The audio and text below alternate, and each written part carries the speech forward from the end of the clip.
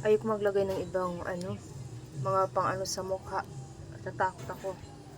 For today's video na po no, day of na to Thursday karong adlaw unja ang mga bata nato ng eskwela na unja ag usa nagtrabaho ag panganay mo nang gasulo na lang ta diri unja magkarakara na puta anig panglimpyo diri nga atong higdaanan kay wa man jay lain kay ikaw ra magajud manglimpyo alang ang kinsang maglimpyo kung laing tao ikaw ra magajud na mo na magkarakara na jud ta manghinlo na puta anhi nindot man jud sa paminaw basta hinlo ang balay bisag gamay ra basta hinlo.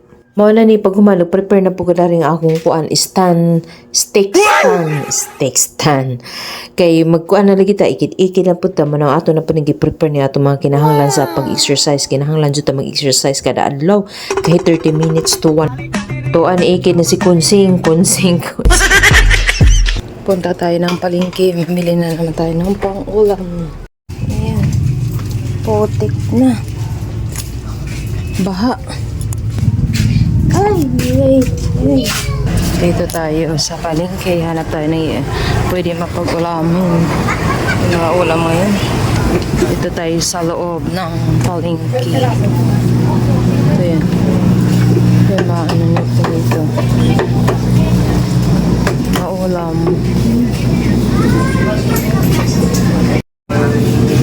Sigang bangus. Kilong red rice at saka isang kilong brown rice. Wala pa yan? Ito na itlog. Magkano ito itlog, te? Magkano, te? Magkano sa carrots, te?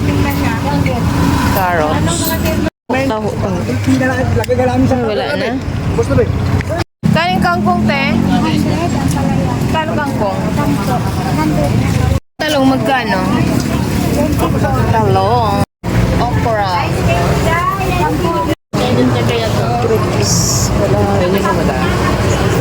Mahal lang ng mga bilihin. Kamatis 3 piraso, 28 na. Ay my gosh, dollar. Karakara po na po tadaan nag-prepare og pang tanghalian kay nana po yung mga bata og school.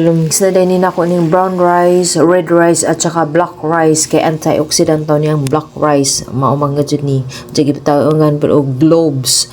Jagi bitawan pag gajud jijag kanang naay luyang dilaw o super healthy na gajud ka ajud day ambot na lang gajud og di pag gajud ka healthy diha pagkabutangan siya.